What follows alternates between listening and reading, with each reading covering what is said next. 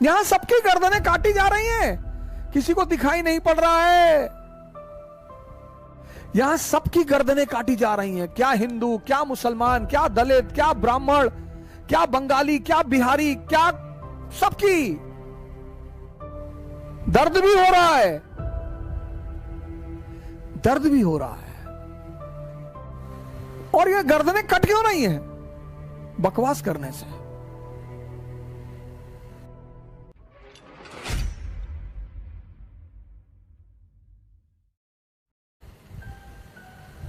एक शिकारी जंगल में घूम रहा था, थक गया तो एक पेड़ के नीचे बैठा। तो पेड़ के नीचे बैठा तो एक खोपड़ी पड़ी हुई थी इंसान की। तो ऐसा मजाक सूझा उसको, तो उसने उस खोपड़ी से पूछा, और भाई क्या हाल है? खोपड़ी ने कहा ठीक ही है। आदमी वो बड़ा आश्चर्यचकित हुआ कि खोपड़ी बोली, इंसान की खोपड़ी। तो उसने फिर पूछा कि आपकी ये दुर्गति कैसे हुई? उसने कहा बकवास करने से। उसे लगा यार खोपड़ी तो बोल रही है यार। वो भागा, राजा के पास पहुंचा। उसने राजा से कहा कि सरकार, जंगल में एक खोपड़ी देखी जो बोल रही है।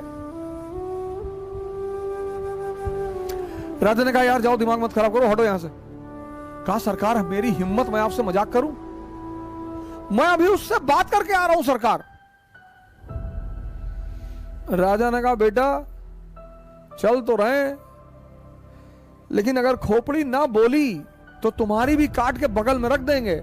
अरे उसने कहा सरकार कैसी बातें कर रहे हैं, मैं बात करके आया हूं, आप काट दीजिएगा। राजा ने कहा चलो, जब ये इतना कॉन्फिडेंट है चलो। गए खोपड़ी के पास। उस आदमी ने उस खोपड़ी से पूछा कि और भाई क्या हाल है? खोपड़ी चुप। उसने हिलाया डुलाया खोपड़ी को कि भैया अभी तो तुम मुझसे बात कर रहे थे, चुप। अरे कहा भैया बोलो भैया, चुप। राजा ने कहा इसकी भी गर्दन काट के बगल में रख दो। सिपाहियों ने गर्दन काट के वहीं बगल में रख दी, चले गए।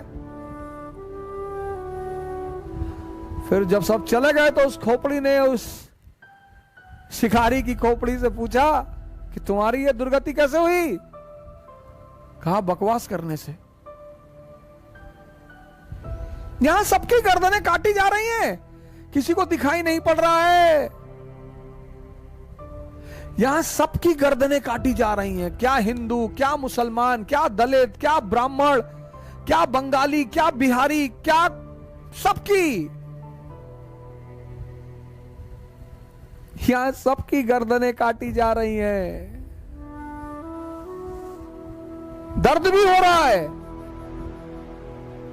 दर्द भी हो रहा है।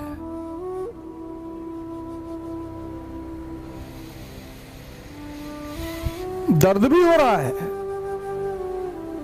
और ये गर्दनें कट क्यों नहीं है? बकवास करने से। जातिवाद पे कुछ नहीं पता।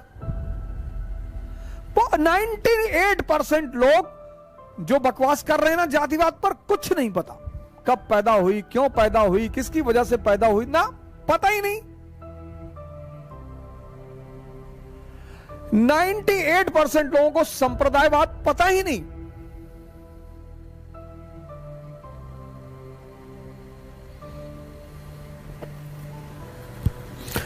और तुम किसी एक को दोषी नहीं दे सकते कि मुसलमान दोषी है, कि हिंदू दोषी है, कि दलित दोषी है, कि ब्राह्मण दोषी। हाँ, सबकी अपनी अपनी भूमिका है।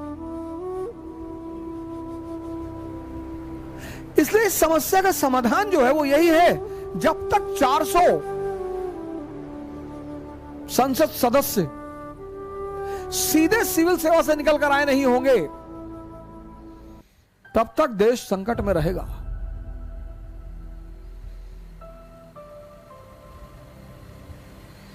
$400, $300 भी आ जाए तो बहुत अच्छा है। मैं 400 मानता हूं। विपक्ष में भी वही बैठे, कम से कम उन्हें यह तो पता रहे कि प्रोटोकॉल क्या होता है।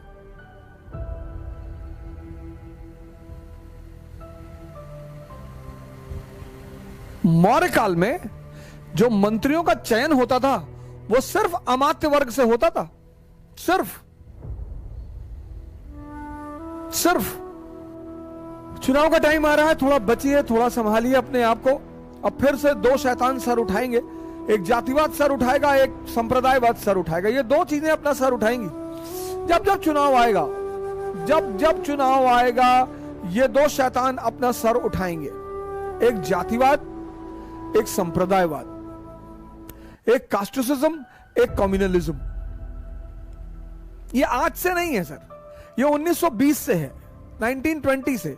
चुनाव आएगा तो ये दोनों अपना सर उठाएंगे, और ये ऐसा सर उठाती हैं कि लोग उसमें, उस नशे में वो बह जाते ही जाते हैं और फिर उन्हें भुगतना पड़ता है। तो इस वक्त सबका जागना बहुत जरूरी है। कल इसी उद्देश्य के साथ आपसे फिर मुलाकात होगी। जय हिंद।